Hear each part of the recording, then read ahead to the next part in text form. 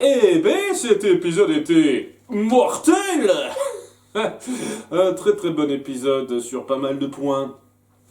Si j'aurais quelques petits trucs à dire. Et c'est vraiment dommage parce que je donne l'impression de pas avoir pris mon pied alors que je prends mon pied devant toute l'action que ça met en place, les moments forts qui sont évidents et vraiment impactants. C'est juste que il y a quelques petits soucis d'écriture, de façon dont on enchaîne les choses qui sont un tout petit peu gênantes, qui empêchent d'adorer ça. Mais c'était quand même de la très bonne qualité, qui suivait bien l'épisode précédent à cet égard-là, puisque je vais en parler tout de suite parce que ça représente ouais, 75% de l'épisode. C'est de l'action non-stop, ultra diversifié, superbement animé, où ça n'hésite pas à être violent, un peu gore, des fois un peu bizarrement, parce que à un moment donné, ils combattent des golems de pierre et ils saignent.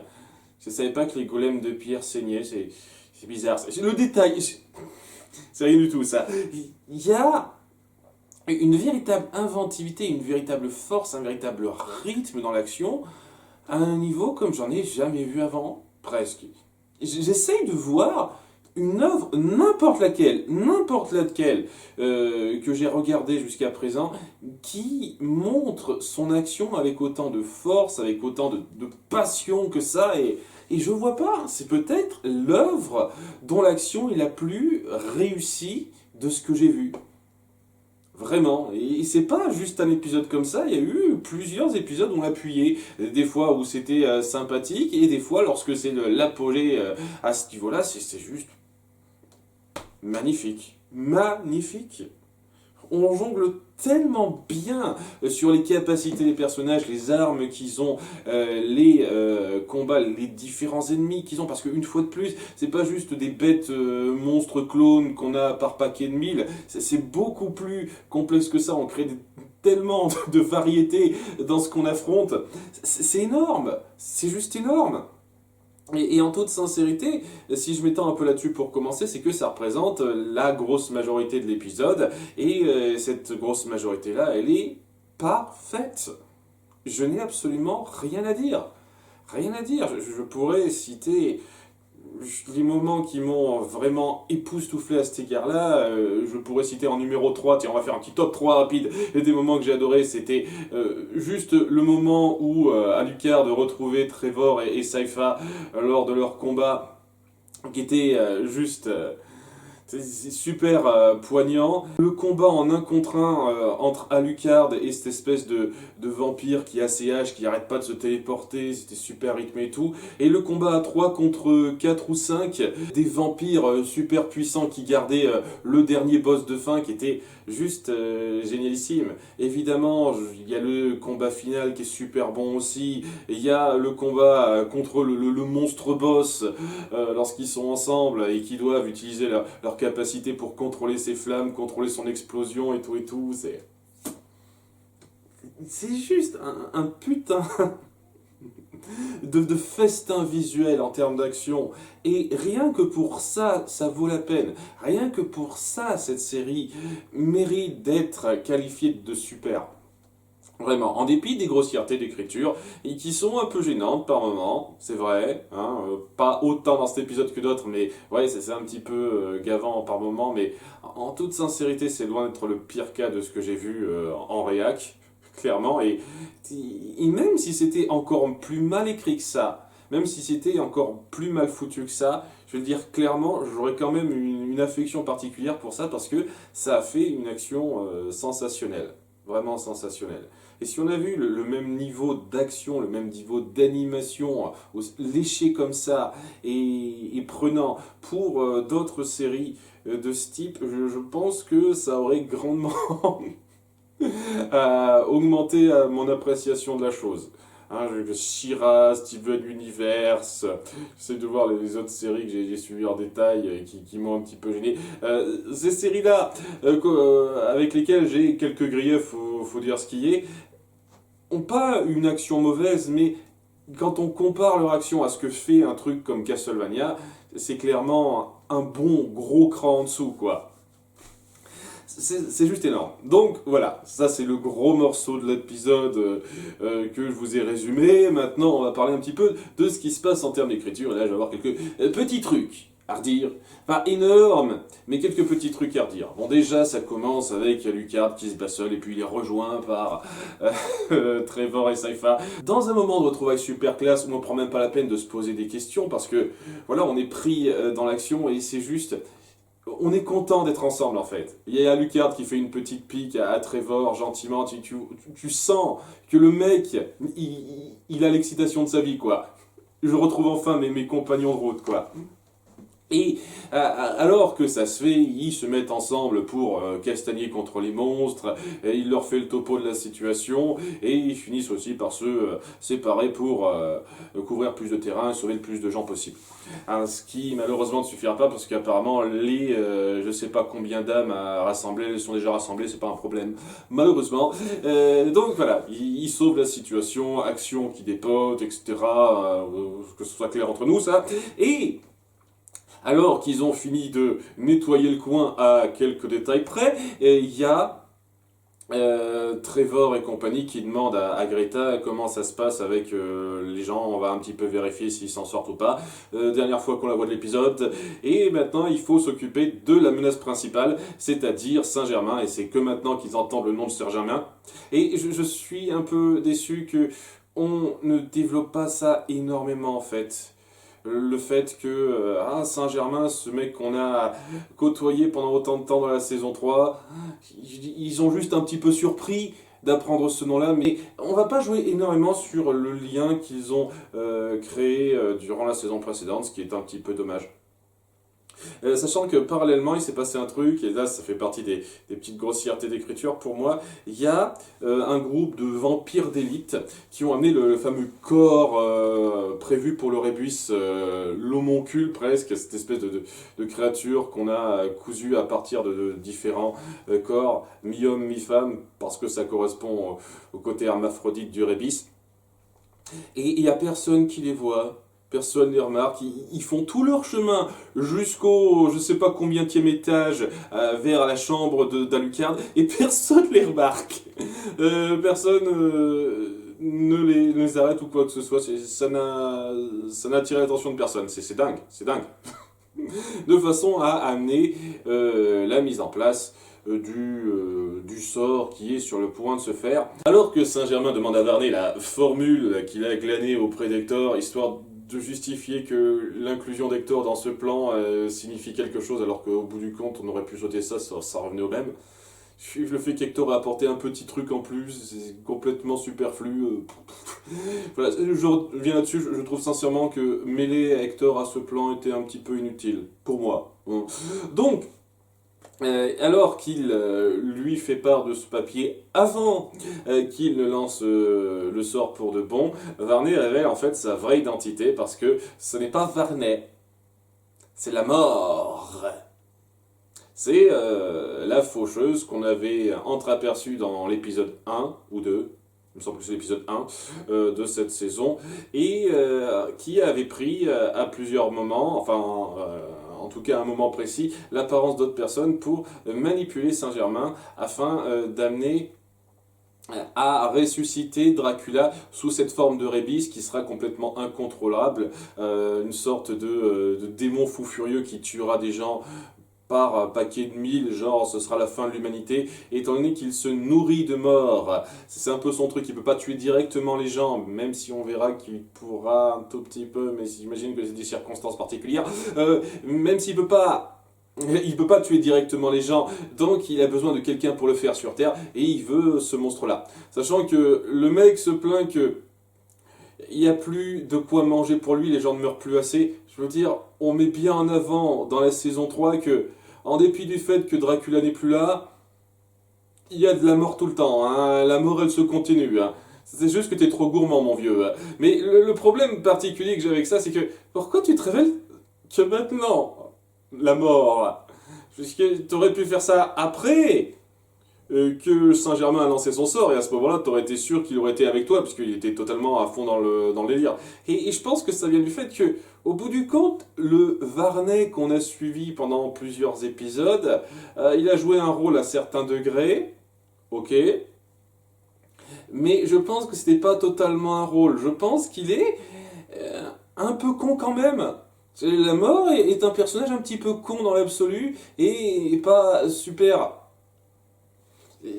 réfléchi sur comment il doit amener les choses. C'est pour ça que l'épisode précédent, il a dit haut et fort, pas loin de Trevor et Sypha, où est ce putain de miroir dans lequel je veux me téléporter, alors qu'il aurait pu ne pas le dire haut et fort pour que il ne se fasse pas suivre directement. Et c'est pour ça qu'il se révèle tout de suite alors qu'il aurait pu attendre un petit peu. Hein.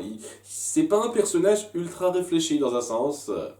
C'est c'est pas forcément un problème grave, mais disons que ça m'embête un petit peu pour c'est un personnage aussi iconique de montrer qu'il est pas la personne la plus intelligente qui soit, quoi. Donc ouais, il y a ça qui se met en place, tandis que il force un petit peu Saint-Germain. Si tu fais pas ton truc, je te tue et tu reverras plus ta bien-aimée. Et donc au bout du compte, il se voit un petit peu contraint de le faire, et il aura des remords après. C'est un peu ça qui est bizarre, parce que bon, entre-temps, il y a donc nos héros qui se rendent donc là où se trouve Saint-Germain, et qui sont un petit peu stoppés quelques minutes par les vampires d'élite, dans un combat une fois de plus qui déchire sa mère. Déchire sa mère, avec l'espèce de gros bourrin qu'on a vu rapidement il y a quelques épisodes de ça, dans le flashback de Saint-Germain, pour bien montrer que c'est quand même un putain de grand vampire qui a sa puissance. Je sais pas trop pourquoi il a attendu que ses compères se meurent pour se lancer dans la bataille, mais c'est pas grave. Donc, super combat, ils finissent par atteindre le fameux coin, la fameuse chambre d'Alucard où le sort est vraiment sur le point d'être lancé. Ils se rendent compte que la mort est là. Trevor fait un petit cours rapide en disant que c'est pas exactement la mort au sens super strict, c'est un nom qu'elle s'est donné. Au bout du compte, c'est une sorte de vampire ultra spécial qui se nourrit de la mort. C'est un petit peu le truc spécifique. Je me suis jamais vraiment penché sur l'histoire de la mort dans les jeux Castlevania. Il me semble que ça doit être équivalent à ça dans les jeux également, parce que ce serait pas logique. La faucheuse, dans un sens, c'est la personne qui accueille l'âme des morts. Ça devrait pas être ça devrait pas être un boss de ce type-là. Donc je pense que ça correspond à ça dans les jeux aussi, Castlevania. Donc ils se rendent compte de ce qui se passe, ils essayent de se démener pour empêcher Saint-Germain de lancer son sort, mais il le fait quand même en canalisant donc les âmes de Lisa et Dracula dans l'enfer. Je ne comprends toujours pas pourquoi Lisa est en enfer, mais j'imagine que c'est pour être avec son chéri, tout va bien.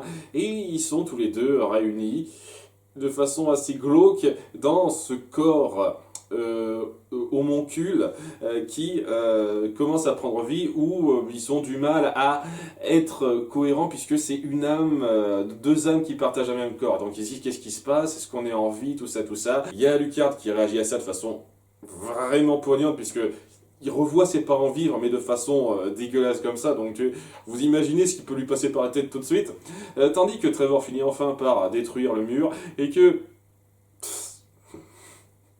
il y a Saint-Germain qui se rend compte, avec la bonne petite réplique très cliché, « Ah, qu'ai-je fait ?» Tu t'en rendais compte avant, la mort t'a dit exactement ce que t'allais faire, quoi. Mais bon, maintenant il se dit, non, je veux réparer ça, donc il rapproche le portail vers l'enfer du corps en disant à Trevor, ah, allez-y, montrez-vous utile. Donc il utilise sa fameuse arme qu'il a depuis 2 épisodes de quadruple lame pour pousser le corps vers le portail et empêcher cette résurrection du Rébis. Enfin, c'est cette création du Rébis, plus précisément.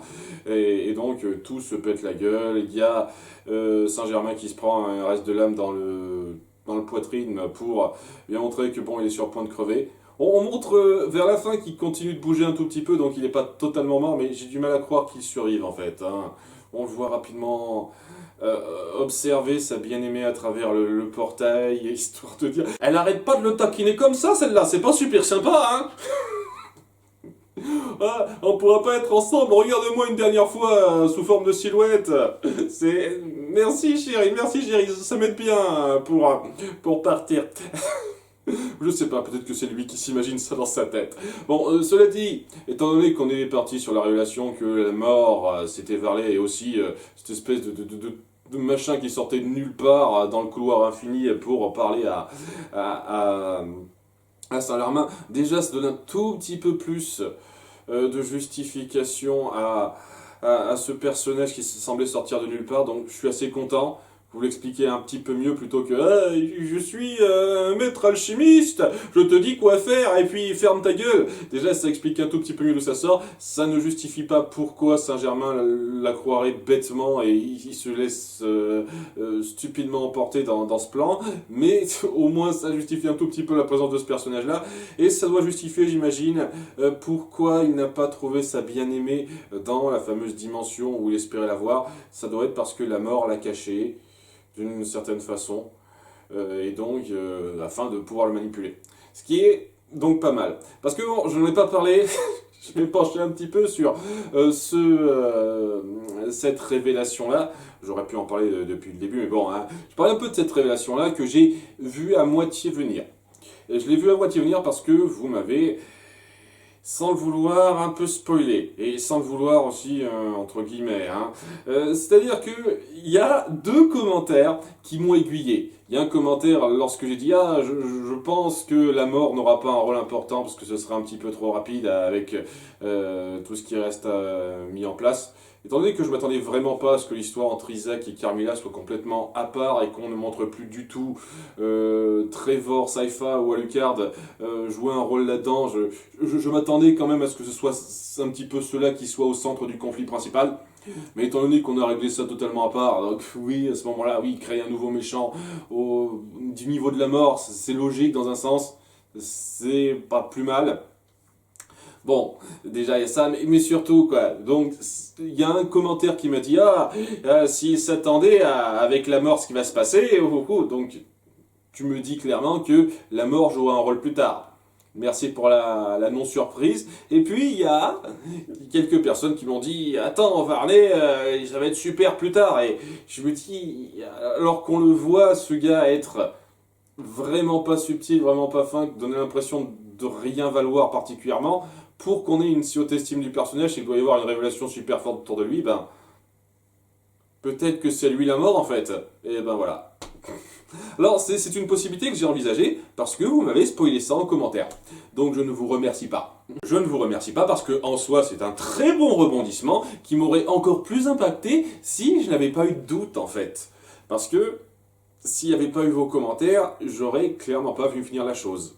Et ça m'aurait pris par surprise, ça aurait eu un impact encore plus fort. Parce que j'apprécie l'idée qu'il veuille manipuler un petit peu la situation pour pouvoir avoir cette situation de mort qui l'arrangerait bien parce qu'il se nourrit des morts. Je trouve quand même que c'est plutôt la classe de mettre en place ce grand méchant qu'on ne voit pas venir, qu'on a un tout petit peu instauré mais rapidement dans un épisode sans faire croire que ce sera plus important que ça. Moi je trouve que c'est plutôt bien mené dans l'idée.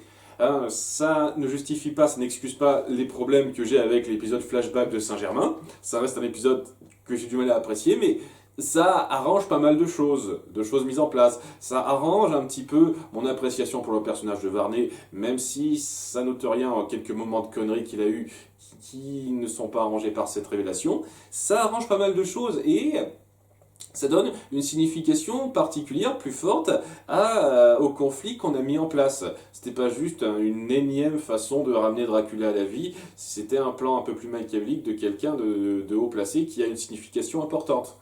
J'apprécie beaucoup ça. Et ça m'aurait encore plus impacté, plus marqué si je ne l'avais pas vu venir un tout petit peu. C'est quelque chose que j'ai envisagé. Je n'étais pas du tout sûr à 100% que ça se produise, mais c'est quelque chose que j'ai envisagé grâce à vos commentaires. Donc une fois de plus, merci pas. Donc, on se retrouve avec le Rébis qui est déjoué et le château, enfin cette portion du château qui commence à s'effondrer dans les airs. Je ne sais pas exactement comment ça fonctionne, je vais en parler parce que c'est un peu bizarre, puisque il y a Trevor qui se retrouve seul sur la plateforme avec le cadavre gisant de Saint-Germain, enfin pas tout à fait, mais j'imagine qu'il est bon comme mort là, et la mort qui est beaucoup plus grande maintenant, qui a gagné en volume, tandis que cette plateforme s'élève dans le ciel, tombe dans le ciel, et que Saifa et Alucard la regardent partir sans rien faire, en étant emporté par le vent qui tournoie autour. J'imagine qu'il est très fort, mais c'est juste, j'imagine, parce que pourquoi il pourrait pas la rejoindre?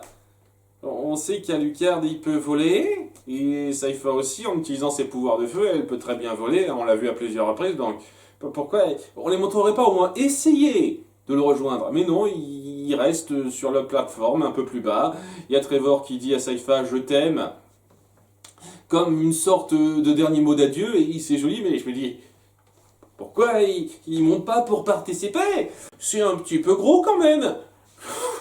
Je pense que ça aurait été plus fort si vous aviez pris la peine de les montrer essayer, mais que, je sais pas, une espèce de puissance qui émane de ce rocher qui s'élève dans les airs est beaucoup trop forte, ils ne peuvent pas pénétrer cette espèce de champ de force qui s'est créé ou un truc comme ça, mais on le montre pas.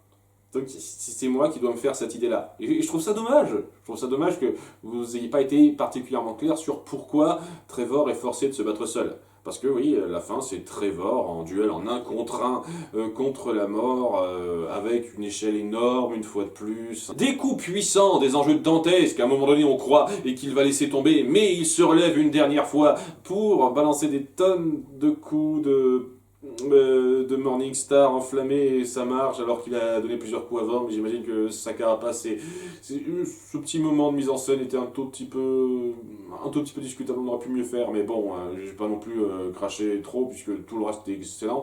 Et à la fin ça se termine sur lui qui utilise la lame magique qu'on a un tout petit peu teasé mais vaguement dans l'épisode 3 ce me semble, 3 ou 4, où il a trouvé un rubis qui commençait un tout petit peu à réagir à une dague. Et ben ouais, ce rubis crée une sorte de lame magique sainte. Je suis presque sûr que c'est en référence à une norme des jeux.